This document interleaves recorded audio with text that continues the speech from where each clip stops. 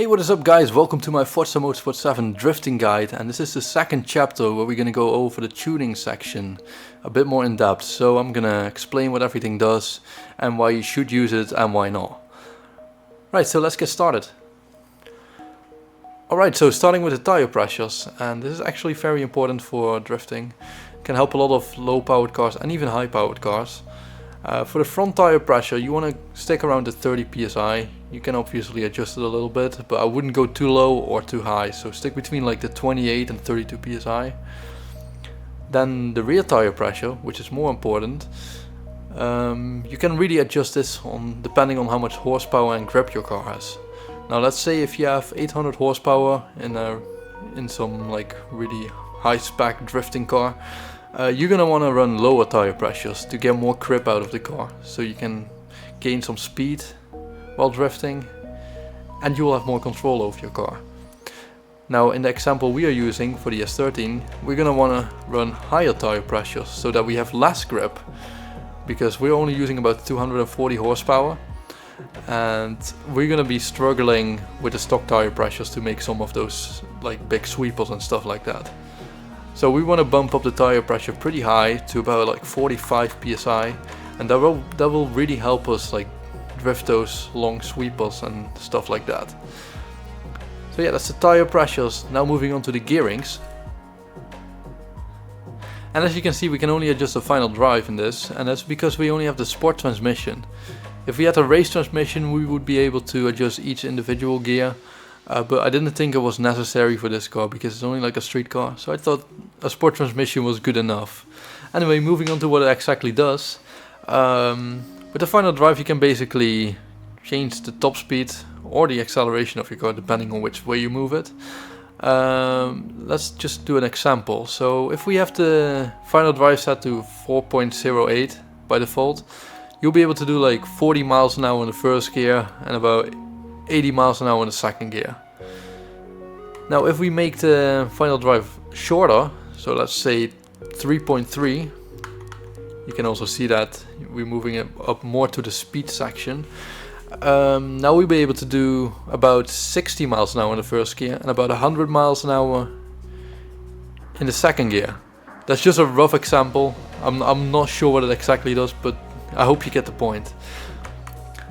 So yeah, you basically just want to adjust this depending on the track, which kind of corners you want to do.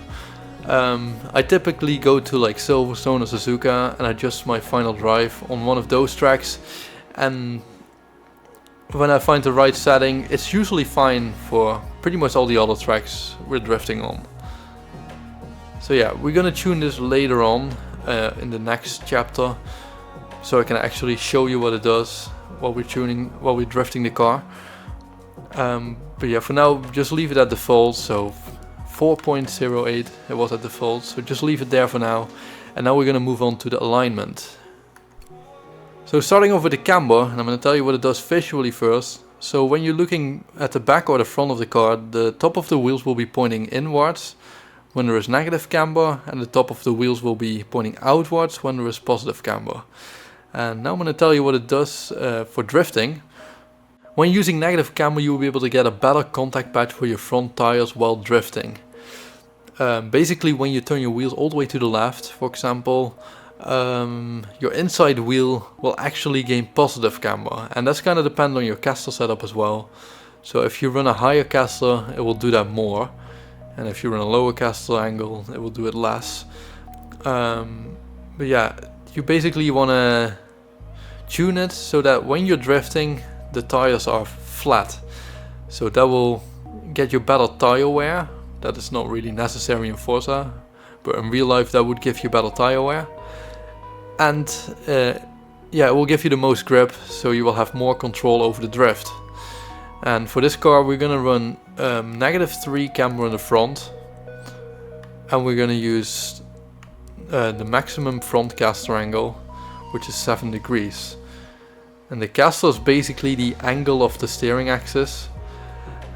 If you run more caster, it will actually improve the self-steering of the car. So basically when you transition, the wheel will spin by itself better, and it will also make it feel a little bit more heavier and responsive. And yeah, and it has that effect on the camber, as I just said. And now moving on to the camber on the rear, and you want to keep this close to 0. It kind of depends on how much your car will squat while drifting. So if you have a really high powered car and you put all that power down, your rear will squat down and your car will gain negative camber. So in that case you may even want to run a little bit of positive rear camber, so that when you're drifting it will actually zero out the camber on the rear. Now on a low powered car it won't do that as much, so you can keep that value between like negative 0.5 or 0 camber even. So for this car I'm going to use 0.5 negative camber. And now moving on to the toe, and I'm going to tell you what it does visually first again. When you're looking from the top of the car, the front of the wheels will point inwards when there is toe in, and there will be toe out when the front of the wheels will be pointing outwards. For drifting you don't really want to use too much toe. In the front you may want to use a little bit of toe out. That can help you initiate into a turn a little bit better, and it will make transitions a little bit more snappier and faster. So I would say not go higher than 1 degree of toe out. Anything more than that will make the car really twitchy, and the same thing goes for toe in the front. That will make the car really weird as well. So for this car I'm gonna run just a tiny bit of front toe out, only 0.2 degrees. In the rear you never want to use toe out. Let's just start with that. That will make the car feel really weird, and yeah, it's something you don't want. You can however use a little bit of toe in the rear. That will give a bit more stability to the car. But using too much will make the car want to straighten out, and it will be really hard to keep the car actually sideways. So yeah, you may want to just use a tiny bit. I would say never use more than like 0.5 negative degrees. And for this car I'm only going to use like negative 1.1 degrees. We already did the front caster, so now we're going to move on to the anti-roll bars. And as you can see we are not able to adjust the anti-roll bars in this car. That is because we are using the sport ones. If we had the race ones we would be able to adjust the stiffness, but I thought street cars, so I thought yeah, keep it low on upgrades. Anyway, with the anti-roll bars you can change the understeer and oversteer behavior of your car depending on how stiff you set them. So basically if you set the front stiffer you will gain more understeer, and if you set the rear stiffer you will gain more oversteer. And typically for drifting you want to have the front set a little bit stiffer than the rear. For this car we're using just the sport one, so we're not going to adjust anything.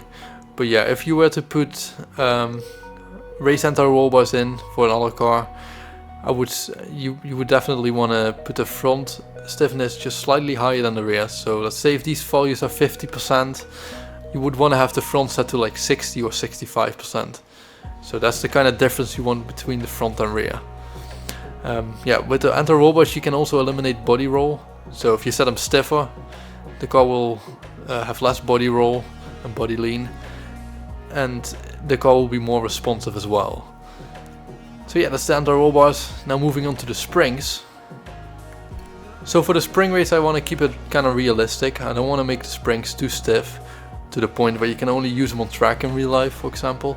I kind of want to set the springs so that you're still able to drive it on the normal road and be able to drift it as well. So usually people on these kind of cars use around 8 kilograms in front or 10, and then on the rear they use 6 to 8.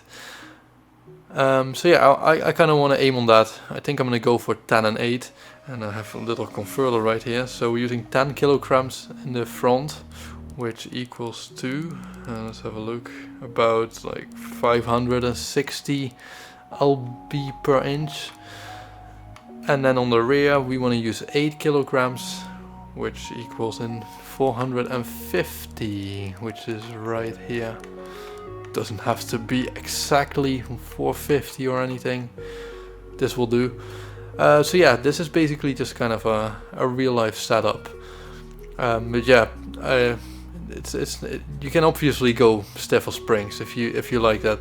Since you're playing Forza, you're only on the track, you can obviously use higher spring rates. But yeah, as again, I'm using more like a realistic setup where people drive the car as daily as well on the normal road. So if you use those kind of track spring rates on the regular road, it will be really bouncy, and yeah, you get headaches. So yeah, that's why I'm using these. Yeah, no really further explanations right here. Then the ride height, you basically just want to go as low as you can on Forza, because the car's not gonna bottom out anyway. In real life, you don't want to go too low. You don't want to like scrub your wheels to the fenders, and you don't want to have your car bottoming out and stuff like that. So yeah, just keep the ride height as low as you can. You can adjust the front ride height a bit so you can keep the car level. But yeah, that was the ride height. Now moving on to the damping. I'm actually going to start with the bump stiffness because I feel like that makes the most sense. So the bump stiffness is basically the time it takes for the damper to compress. So if you set it softer, the damper compresses faster, which means it will pick up bumps better and the ride will be smoother. And if you set it stiffer, it will take a longer time for the damper to compress, which means the ride will be more bouncy. So for drifting, you kind of want it low. So you want to go a little bit lower than the default settings. So let's say about 4.5 in the front and about 3.8 in the back. Yeah, you want to keep these values pretty low because you want the drift to be smooth. You don't want to be bouncing all over the place. But you don't want to make these too low either, because that will just make it feel like a big boat just with no feeling at all. So yeah, keep it around this. And now the rebound stiffness, and this is basically where the damper goes back to its original state. So when you set this softer, the damper will go back to its original state slower, and when you set it stiffer, it will go faster. So you want these values to be a little bit higher, so set it to about 6 in the front and about 5.5 in the rear. Now moving to the aero. And there's really not anything to say in here because we're not using adjustable aero, and yeah, you never really want to use the Forza aero anyway on the cars, so there's not much to explain right here. Now moving on to the braking. This is kind of personal as well. It's just whether, yeah, I always keep the brake balance to 50%, so the front and the rear is equal. But obviously you can adjust this to wherever you like it if you have the race brakes installed. And the brake pressure is kind of personal as well. If you like the brakes to be a bit more sensitive, you use a higher brake pressure. You want them less sensitive, use a lower brake pressure. Then moving on to the differential. And as you can see, we're using a fully adjustable differential. And we're just going to put the acceleration to 100%. That is basically when you're on the throttle, the wheels will be spinning at the same speed at all time. And the same thing we do for deceleration. So that basically means we're using a welded diff or lock diff. So yeah, our wheels are just spinning at the same speeds at all time. If we're on the throttle and when we're off throttle as well. If we were to put these to lower values, it would allow the wheels to spin at different speeds, which could be useful sometimes, but since we're simulating a welded diff, we're just gonna lock the diff completely and yeah, go with that. Maybe in another drift build later on, we're gonna use a different setup on the differential, but for now, yeah, we're gonna set it to 100% on each. So yeah, that's basically the tuning, and I hope this gives you an idea on how to set up your car for drifting in Forza now. And in the next chapter we will actually go into the drifting. We're gonna do like simple things like initiating into a drift and how to hold a drift and stuff like that, just simple things. And yeah, we might do a little bit of tuning as well, like adjusting things to a specific track, for example. But yeah, that's for next chapter, so thanks for watching and I'll see you next time.